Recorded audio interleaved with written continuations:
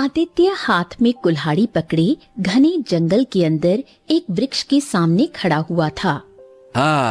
आज तुम चाहे कितने पुराने पेड़ काहे न हो, हम हैं लकड़हारा और हम तुम्हारा चीथड़ा चीथड़ा कर देंगे और तुम्हें बाजार में बहुत ही अच्छे दाम में बेचेंगे। चल भैया। इतना बोलकर आदित्य कुल्हाड़ी चलाने ही वाला था कि तभी वहां पर दूसरा लकड़हारा आ गया,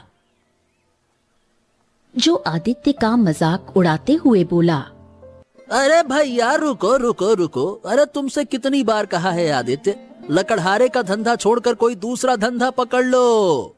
ये सुनकर आदित्य क्रोधित हो गया और बोला, ये क्या बकवास कर रहे हो तुम, पगला वगला गए हो का? अरे सही तो कह रहा हूँ, तू अपनी लकड़ियाँ लेकर जब भी बाजार में जाता है कोई ग्राहक तेरी लकड़ियाँ नहीं खरीदता। थक हार कर तू अपनी लकड़ियाँ गांव में ही आधे पौने दाम में बेच देता है और गांव वाले भी तरस खाकर तेरी लकड़ियाँ खरीदते हैं कि कहीं तू भूखा ना रह जाए। और तू जितनी लकड़ियाँ काटता है ना, आधी ही बाजार में ले जा पाता है, कोई ना कोई मुसीबत टूट ही जाती है। ये सुनकर आदित्य निराश हो गया। हाँ, अब जो भी हो, लेकिन हमें विश्वास है कि एक ना एक दिन हमारी तकदीर के सितारे जरूर पलटेंगे। अरे कुछ लोगों की तकदीर कभी नहीं बदलती आदित्य, उनके सितारे गर्दिश में ही रहते हैं। तू गरीब था और गरीब ही रहेगा। हाँ। इतना कहकर दूसरा लकड़हारा आदित्य का मजाक उड़ाता हुआ वहां से चला गया। आदित्य लकड़ियां काटने में लग गया। कुछ देर बाद वो लकड़ियों का गट्ठर बनाकर गांव की दिशा की ओर मुड़ा ही था कि तभी आसमान में काले बादल छा गए और हल्की फुल्की बूंदाबांदी शुरू हो गई। ओहो, क्या तुझे भी अभी बरसना था? अरे लकड़ियां गीली हो जाएंगी और गीली लकड़ियां बाजार में कोई नहीं खरीदता। काहे बरस रहे हो बादल देवता? तभी भयंकर वर्षा होने लगी। आदित्य इधर उधर बारिश से बचने के लिए कोई ठिकाना तलाशने लगा। तभी उसकी नजर एक खंडहर पर पड़ी। आदित्य तुरंत उस खंडहर के अंदर चला गया। हो चलो, अच्छा हुआ ये खंडहर तो मिल गया, नहीं तो हमारी सारी मेहनत पे पानी ही फिर जाता। तभी आदित्य के कानों में किसी शेर का गर्जना भरा स्वर टकराया। जब आदित्य इधर उधर देखने लगा तो उसे अंधेरे में दो चमकती हुई आंखें दिखाई दी, जो उसकी ही ओर चली आ रही थीं।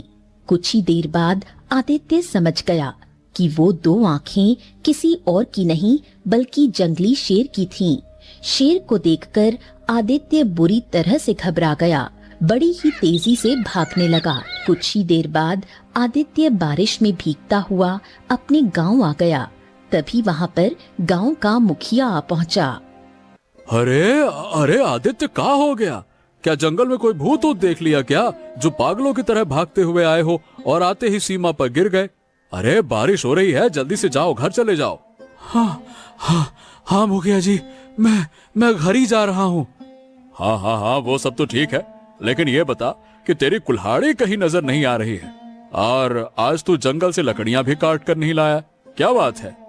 आदित्य को अचानक याद आया कि उसने डर के मारे जब लकड़ियों का गट्ठर शेर के मुंह पर मारा था, तब उसकी कुल्हाड़ी भी खंडहर के अंदर गिर गई थी। अरे अब क्या हो गया? कौन सी गहरी सोच में गुम हो गया? ए आदित्य। आदित्य सारी घटना बताते हुए बोला, हाँ मुखिया जी, आज तो बस कैसे भी करके जान बचाई है। अरे तू भी ना बिल्कुल बेवकूफ है। अरे तू इतना बड़ा डरपोक है, मैंने सोचा नहीं था। अरे शेर तेरे सामने था, कुल्हाड़ी तेरे हाथ में थी, काट डालता शेर को, साले को चीर फाड़ डालता। अरे इसी बहाने तेरी बहादुरी के चर्चे हो जाते और क्या पता इसी वजह से तेरी लकड़ियां भी बिकने लगती और तू प्रसिद्ध लकड़हारा बन जाता। लेकिन तू प्रसिद्ध लकड़हारा कहाँ से बन पाएगा? तेरी तो किस्मत ही फूटी है, तू कभी तकदीर वाला हो ही नहीं सकता। मौका तेरे सामने था, साला वहां से भाग आया और का। जा घर जा, आराम कर, बड़ा आया। इतना कहकर मुखिया आदित्य का मजाक उड़ाता हुआ वहां से चला गया। कुछ देर बाद आदित्य अपने घर आ गया और अपने आप से बोला, हाँ दूसरे लकड़हारे की बात सही थी। हमारी किस्मत के सितारे गर्दिशे में रहेंगे और कुछ लोगों की तकदीर वाकई में कभी ना बदलती। मुखिया भी सही कह रहा था। हमारे पास कितना अच्छा मौका था जो हमने गवा दिया।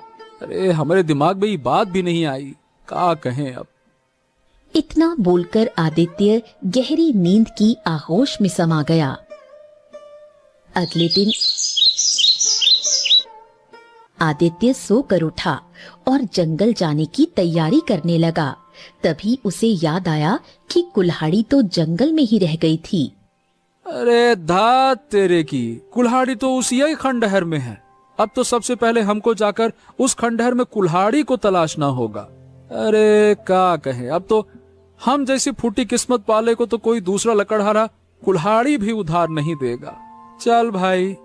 इतना बोलकर आदित्य जैसे ही घर से बाहर निकला, तभी उसकी प्रेमिका राधा वहां पर आ गई और गुस्से से आदित्य से बोली, लगता है मेरा तुमसे शादी करने का सपना अधूरा रह जाएगा। क्या हो गया राधा, तुम इतनी गुस्से में काहे हो? कल लड़के वाले देखने के लिए आए थे और मुझे पसंद करके चले गए हैं। आखिर तुम मेरे पिता से हमारी शादी की बात कब करोगे? ये सुनकर आदित्य क्रोधित हो गया और राधा से बोला, अरे तुम तो ऐसे बोल रही हो जैसे तुम्हारे पिता कोई गैर गुजरे लकड़हारे हो। अरे तुम्हारे पिता गांव के जमींदार है, जमींदार। अगर उन्हें मेरे और तुम्हारे प्रेम की बात पता लग गई ना तो हमारी जान ले लेंगे। वो बात करती हो। ये तो तुम्हें मुझसे प्रेम करने से पहले सोचना चाहिए था। कान खोल कर सुन लो, मैं शादी करूंगी तो तुमसे ही करूंगी, नहीं तो मैं अपनी जान दे दूंगी। इतना कहकर राधा वहां से चली गई। आदित्य गहरी सोच में डूब गया और अपने आप से बोला, राधा जो बोलती है वो करके भी दिखाती है। कहीं ऐसा ना हो कि राधा वास्तव में अपनी जान दे दे, और अगर ऐसा हुआ तो वाकई में हम अपने आप को कभी माफ ना कर पाएंगे। लेकिन करें तो करें का, वो जमींदार के पास जाने से डर भी लगता है। कुछ देर आदित्य गहरी सोच में डूबा रहा, फिर अपने आप से बोला, हाँ चलो अब जो भी होगा, एक न एक दिन तो जमींदार को पता चलना ही है कि उसकी पुत्री हमसे प्रेम करती है। चलो फिर आज मुझ में और जमींदार में आर पार होकर ही रहेगा। चलो देखते हैं। इतना कहकर आदित्य सीधा जमींदार की हवेली की ओर चला गया। आदित्य को अपनी हवेली में देखकर जमींदार चौंक गया और बोला, अरे ओ फूटी तकदीर वाले, तेरा यहाँ क्या काम? अरे तुझे तो इस समय जंगल में होना चाहिए। तू लकड़हारा है, मेरी हवेली में क्या करने आ गया? जमींदार, मैं आपसे एक बहुत जरूरी बात करने आया हूँ। अरे कौन सी जरूरी बात? जमींदार देखिए, मैं आपसे ये कह रहा हूँ कि मैं राधा से प्रेम करता हूँ। ये सुनकर जमींदार का गुस्सा 7वें आसमान पर पहुँच गया और वो गुस्से से आदित्य को घूरने लगा। तभी आदित्य थूक निकलते हुए बोला, जमींदार, बात यह है कि राधा भी मुझसे प्रेम करती है। ये सुनकर जमींदार क्रोधित होकर राधा को आवाज लगाने लगा। राधा तुरंत वहां आ गई। ए राधा, राधा, राधा, ये बता, क्या ये फूटी तकदीर वाला लड़का जो कह रहा है वो सच है का? क्या तू वास्तव में इससे प्रेम करती है? बता। हाँ पिताजी, और मैं इसके बगैर जीवित नहीं रह सकती। ये सुनकर जमींदार अचानक से जोर जोर से हंसने लगा। जमींदार के हंसने पर राधा और आदित्य दोनों बुरी तरह से चौंक गए।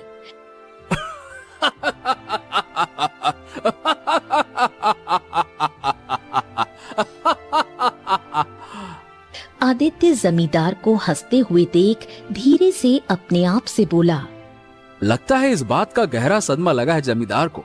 पगला गया है का?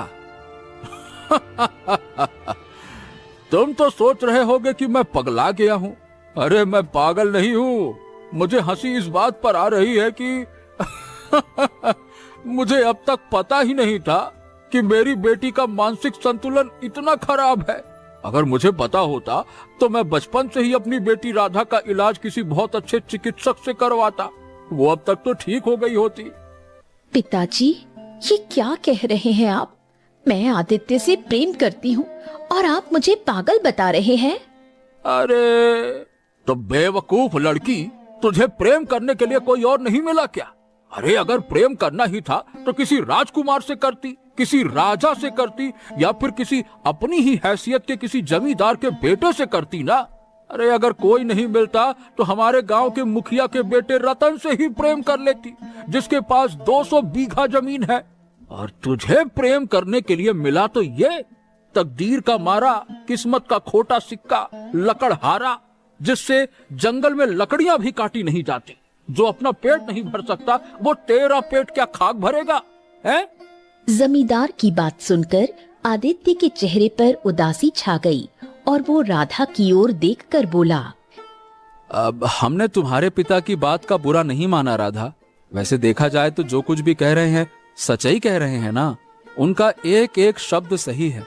हम वाकई में एक फूटी तकदीर वाले ही तो हैं, और कहाँ हैं। इतना कहकर आदित्य वहाँ से जाने लगा। तभी जमींदार के दिमाग में पता नहीं क्या आया और वो आदित्य को रोकते हुए बोला, ये रुक आदित्य, जाते जाते एक और बात सुनते जा। देख, मैं अपनी पुत्री राधा से बहुत प्रेम करता हूँ, इसीलिए मैं उसकी पसंद का सम्मान करूंगा। लेकिन तुम ही बताओ, तुम्हारे पास न धन है न दौलत है, और ऊपर से तुम तो फूटी तकदीर वाले भी हो। मैं तुम्हें कैसे अपनी बेटी दे दूं, बताओ भला। चलो ठीक, इतना उदास मत हो। मैं तुम्हें 1 महीने की मोहलत देता हूं। अगर तुम 1 महीने के अंदर मुझसे ज्यादा दौलतमंद बनकर दिखाओ तो मैं खुशी खुशी अपनी पुत्री का विवाह तुमसे कर दूंगा। जमींदार की बात सुनकर आदित्य हवेली से बाहर निकला। राधा जमींदार से बोली, पिताजी, 1 महीने के अंदर आदित्य आपसे ज्यादा धनवान कैसे बन पाएगा? देखो राधा, सीधी बात है कि होना तो ये चाहिए था कि जब मुझे पता लगा कि तू आदित्य से प्रेम करती है तो मैं आदित्य के हाथ पैर तोड़ देता।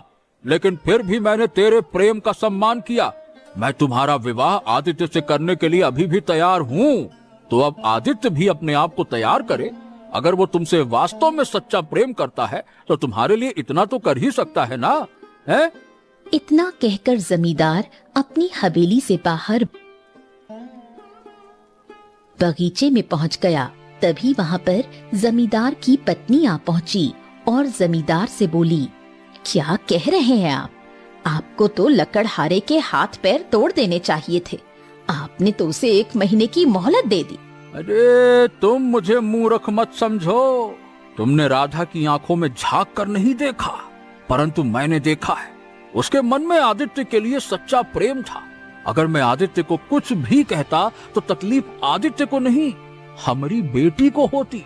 मैंने ये शर्त आदित्य के सामने जानबूझकर रखी है, और मुझे पता है 1 महीने में आदित्य कुछ भी नहीं कर पाएगा, और फिर हम आसानी से राधा का विवाह अपनी पसंद के किसी लड़के से कर देंगे, और राधा चाहकर भी विरोध नहीं कर पाएगी। इधर आदित्य जमींदार की हवेली से निकलकर घने जंगल की ओर बढ़ गया। थोड़ी देर बाद वो एक पुराने वृक्ष के नीचे बैठकर अपने आप से बोला, हाँ, मैं जानता हूँ कि जमींदार ने जानबूझकर ये चाल चली है। अरे 1 महीने के अंदर मैं उससे अमीर भला कैसे हो सकता हूँ। चल भाई आदित्य, पहले अपनी कुल्हाड़ी तो ढूंढ, फिर लकड़ियां काटी जाएं। मेरे पास तो इतना धन भी नहीं है कि आज शाम का खाना खा सकूं, और ये कहते हैं जमींदार साहब कि हमसे ज्यादा अमीर बन जाओ, वो भी 1 महीना में।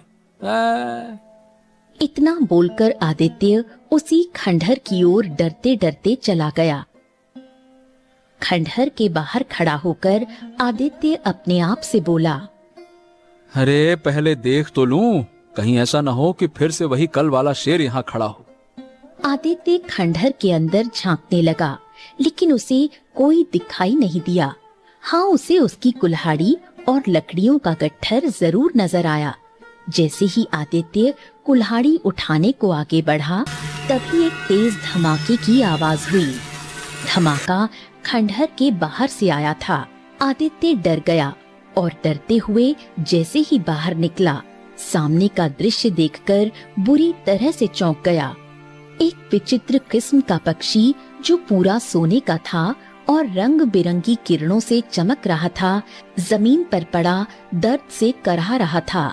आदित्य ने जब उस पक्षी को देखा, आदित्य उस पक्षी को देखकर हैरत से बोला, अरे बाप रे बाप, इतना विचित्र पक्षी तो हमने अपने जीवन में कभी ना देखा, और ये तो सोने का है। न जाने वो इस संसार का है भी या फिर नहीं। आदित्य ने देखा कि पक्षी के पैरों से खून बह रहा था। उसे उस पर तरस आ गया और वो दौड़ता हुआ पक्षी के पास गया और बोला, अरे रे रे रे रे रे रे, इसके पैर से तो खून बह रहा है। ओहो। आदित्य इधर उधर देखने लगा और झाड़ियों में से एक पत्ता तोड़कर उसे पीसकर पक्षी के जख्म पर लगाया। थोड़ी ही देर में पक्षी के पैरों से खून बहना बंद हो गया। अगले ही पल पक्षी ने अपने पंख फड़फड़ाए और उठकर बैठ गया। फिर वो इंसानी आवाज में आदित्य से बोला, हाँ, तुमने तो कमाल कर दिया। तुम्हें कैसे पता चला कि कौन सा पत्ता लगाने से जख्म ठीक हो सकता है? पक्षी के मुंह से इंसानी आवाज सुनकर आदित्य बुरी तरह डर गया।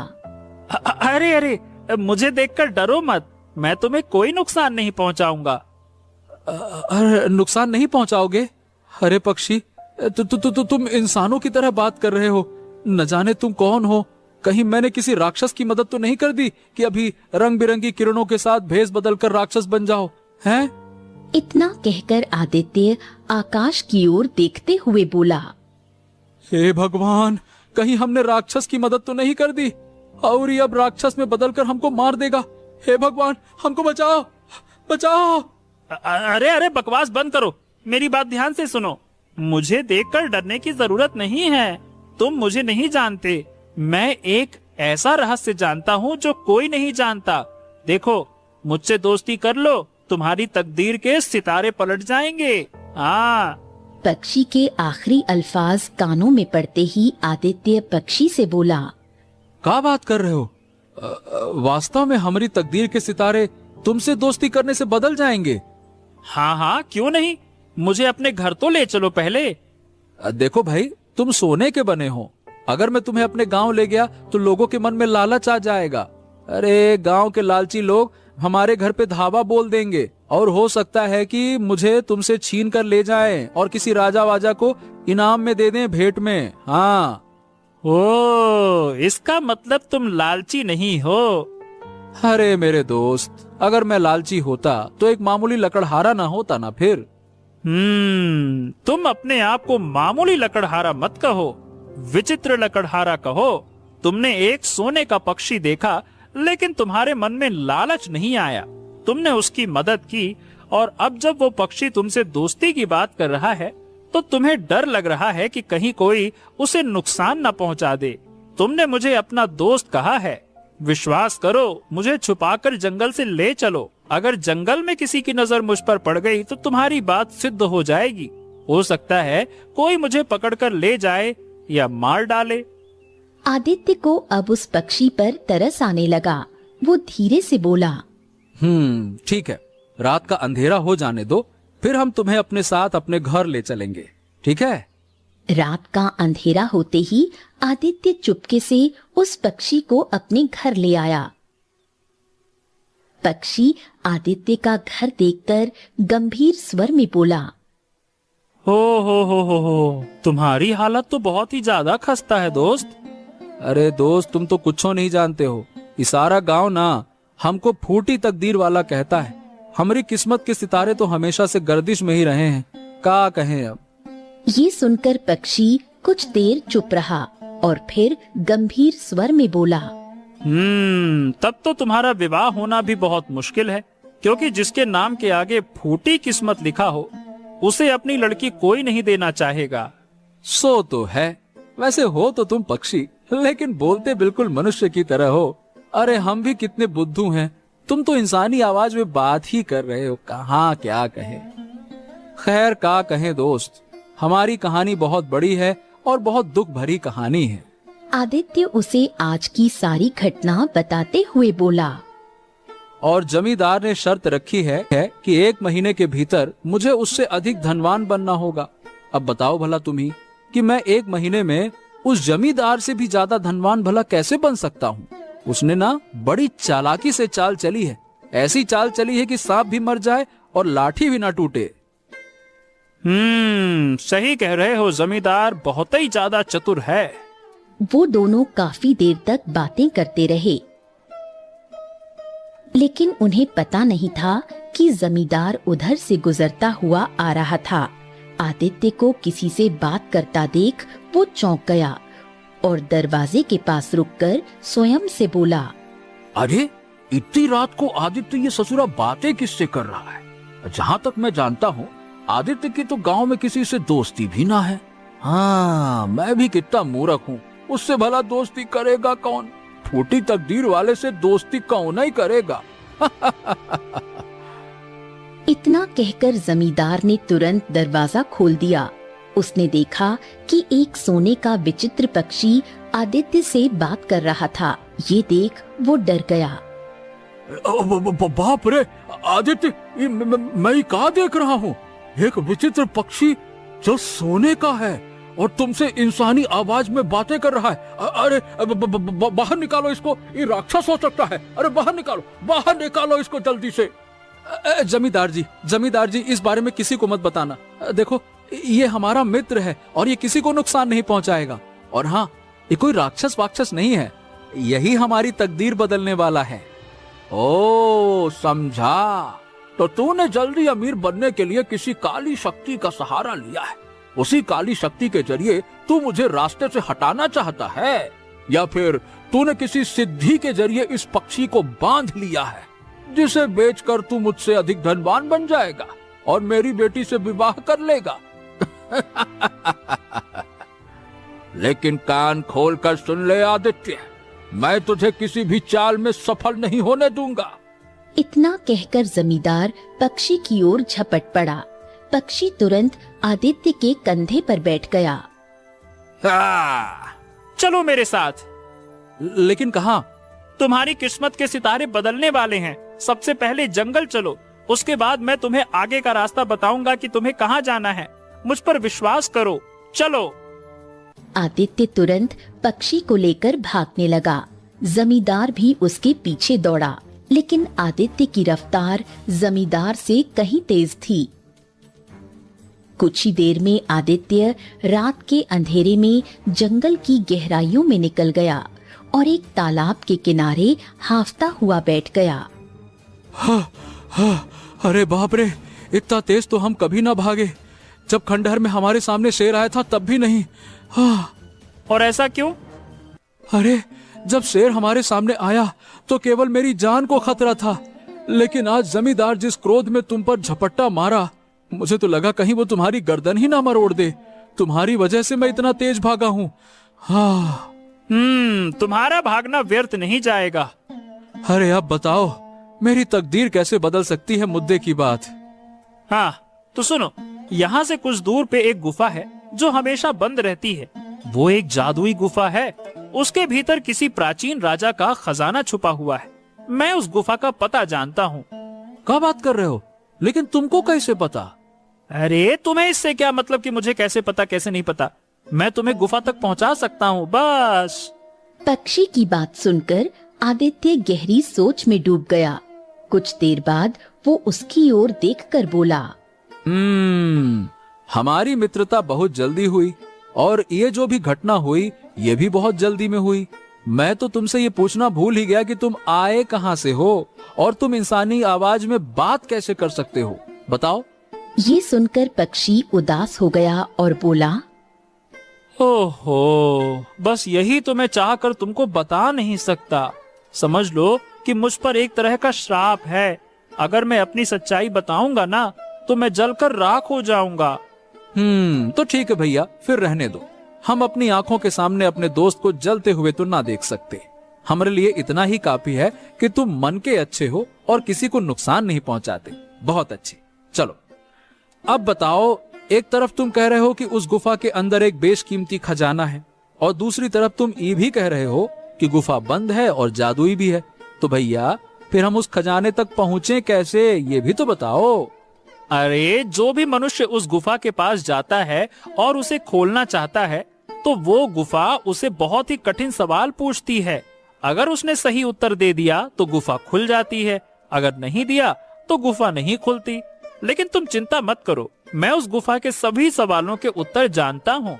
अगर तुम उत्तर नहीं दे पाए तो मैं तुम्हारी मदद कर दूंगा। हाँ।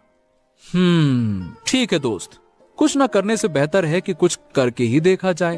क्या पता हमारी तकदीर के सितारे वास्तव में पलट जाएं। चलो। तो चलो, ठीक है, मेरे पीछे पीछे आ जाओ। चलो चलो चलो, आ जाओ आ जाओ आ जाओ। इतना कहकर पक्षी उड़ने लगा और आदित्य उसके पीछे पीछे चलने लगा। कुछ घंटों के बाद सोने का पक्षी आदित्य को एक गुफा के निकट ले गया जिसका द्वार बंद था। आदित्य, इस गुफा के द्वार को अपने हाथ से स्पर्श करो।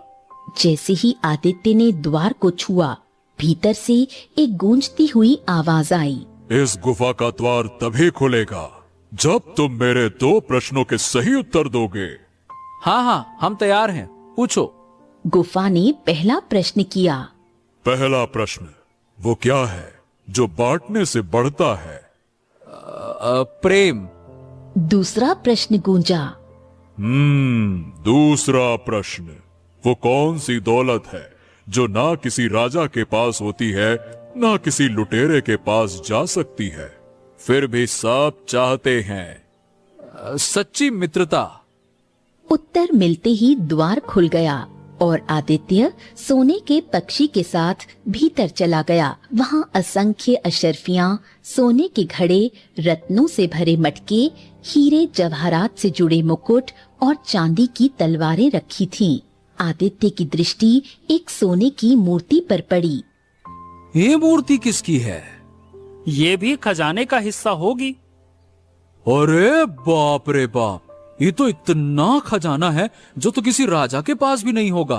मित्र, तुमने तो सच कहा था कि मेरी तो तकदीर ही पलट गई। मैं गरीब से अमीर इंसान बन गया।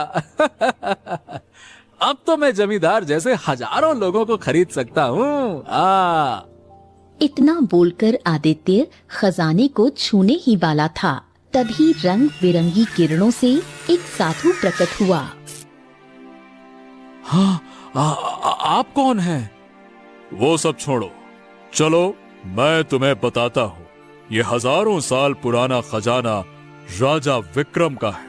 इसे उन्होंने अपने दुश्मन राज्य से बचाने के लिए यहाँ पे रखा था। इस खजाने को और इस गुफा को किसी महात्मा ने काली शक्तियों से बांध दिया था, इसीलिए ये श्रापित हो गया। यदि तुम्हें यह खजाना चाहिए तो तुम्हें एक बलिदान देना होगा। बलिदान? कैसा बलिदान? यदि तुम इस खजाने को छुओगे तो तुम्हारा मित्र ये सोने का पक्षी इसी समय जलकर राख हो जाएगा। तभी खजाने पर तुम्हारा अधिकार होगा। क्या तुम अपनी मित्रता का बलिदान दोगे? आदित्य चौंक गया। तभी सोने का पक्षी बोला, सोचो मत आदित्य, मैं तो केवल एक पक्षी हूँ, कोई मनुष्य नहीं। इस खजाने से तुम्हारी सारी जरूरतें पूरी हो सकती हैं। तुम धनवान बन सकते हो, अपनी पसंद की लड़की से विवाह कर सकते हो, मान सम्मान पा सकते हो और तुम्हारे ऊपर लगा दाग, फूटी किस्मत वाला, वो भी हट जाएगा। आदित्य कुछ देर सोचता रहा, फिर पक्षी की ओर देखकर बोला, हाँ, नहीं दोस्त, नहीं। दोस्ती से बड़ा कुछो नहीं होता। खजाने का क्या है, बड़े बड़े राजा भी उसे संभाल तो नहीं पाए, और कौन सा खजाना अपने साथ ऊपर लेकर जा पाए। सबसे बड़ा खजाना दोस्ती है। तुम पक्षी हो तो क्या हो गया, हमने तुम्हें दिल से अपना मित्र माना है। हम अपनी मित्रता का बलिदान नहीं दे सकते, ना ही अपने मित्र का, चाहे हमें जीवन भर गरीब लकड़हारा ही क्यों न रहना पड़े। नहीं साधु बाबा, माफ करिएगा। ये कहते ही सोने का पक्षी रंग बिरंगी किरणों से एक सुंदर राजकुमार में बदल गया और जो मूर्ति वहाँ थी वो भी एक युवक बन गई। आदित्य चौंक गया। तू बड़ा तकदीर वाला है राजकुमार, जो इस विचित्र लकड़हारे की मित्रता से बच गया और श्राप से मुक्त हो गया। हम कुछ समझे नहीं साधु महाराज, ये सब क्या था? मेरा नाम राजकुमार अशोक है। मैं केशव नगर के राजा सूरज सिंह का पुत्र हूँ। ये मेरा मित्र अर्जुन है। कुछ समय पहले अर्जुन ने मुझे इस खजाने के बारे में बताया था। वो चाहता था कि इस खजाने से प्रजा की भलाई हो, परंतु मैं लालच में आ गया। अर्जुन ने द्वार के प्रश्नों का उत्तर दिया और हम यहां तक आ गए। जब खजाने को छूने की बारी आई तो खजाने से आवाज आई कि खजाना पाने के लिए मित्र का बलिदान देना होगा, और मैंने लालच में आकर उसकी अनुमति के बिना ही कह दिया कि हाँ ठीक है, मैं बलिदान देता हूं। वो तुरंत सोने की मूर्ति बन गया और तभी ये साधु प्रकट हुए और उन्होंने कहा कि तुझ जैसे लालची जिसने अपने मित्र का बलिदान दिया, तुझे श्राप है। तू जो सोने से प्रेम करता है, अब तो तू सोने का पक्षी बन जाएगा। मैं रोने लगा तो साधु बाबा को मुझ पर तरस आ गया। तब उन्होंने मुझसे कहा कि यदि तू अपने श्राप की सच्चाई बगैर बताए किसी से पक्षी के रूप में सच्ची मित्रता कर पाएगा और उसे यहां तक लाएगा, और जब वो खजाने को छूने की कोशिश करेगा तब मैं प्रकट हो जाऊंगा और उसके सामने 2 शर्त रखूंगा, या तो वो खजाने को चुने या वो तेरी दोस्ती को चुने। अगर उसने खजाने को चुना तो ये खजाना उसी का होगा, लेकिन तू जलकर राख हो जाएगा। लेकिन अगर उसने खजाने को नकार कर दोस्ती को चुना तो ही तू श्राप से मुक्त हो जाएगा, और तेरा दोस्त जो सोने की मूर्ति बन गया है वो भी सही हो जाएगा। तुझे तकदीर वाला इसीलिए कहा क्योंकि ऐसे दोस्त तकदीर वालों को ही मिलते हैं। आदित्य मुस्कुराने लगा। ये खजाना तुम्हारा है आदित्य, तुम इसे रखो। हमको पूरा खजाना नहीं चाहिए, हमको तो आप इतना दे दो कि हम जमींदार से अमीर हो जाएं बस, और बाकी तुम स्वयं जाकर जमींदार से हमरे विवाह की बात कर लो। राजकुमार, क्या तुम ऐसा करोगे? हाँ हाँ, क्यों नहीं। अरे भाई, हम जीवन भर मित्र रहेंगे। और मैं भी। अरे भाई, हमारी मित्रता इतिहास में मिसाल बनेगी, मिसाल। हाँ। साधु मुस्कुराते हुए रंग बिरंगी किरणों में गायब हो गया और राजकुमार खजाने का बड़ा हिस्सा लेकर महल चला गया। उसने आदित्य को भी बहुत सा धन दे दिया। फिर वो जमींदार की हवेली पहुंचा। अरे राजकुमार, आप? राजकुमार जमींदार को सारी घटना बताते हुए बोला, ये सब आपसे कहीं अधिक धनवान है, इसे ठुकराना आपकी भूल होगी जमींदार। ठीक है, हमको माफ कर दीजिएगा। मुझे नहीं पता था कि पक्षी के रूप में आप थे। मुझसे बहुत बड़ी भूल हो गई। मैं अपनी पुत्री राधा का विवाह आदित्य से करने के लिए तैयार हूँ। मुझे उसे अपना दामाद बनाने में बहुत खुशी होगी। हाँ। राजकुमार की आज्ञा से अर्जुन और राधा का विवाह संपन्न हो गया। इस प्रकार एक विचित्र लकड़हारा धनवान बना और एक तकदीर वाले राजकुमार से उसकी मित्रता हो गई। ऐसी ही और कहानियाँ देखने के लिए आप इस चैनल को सब्सक्राइब करें। धन्यवाद।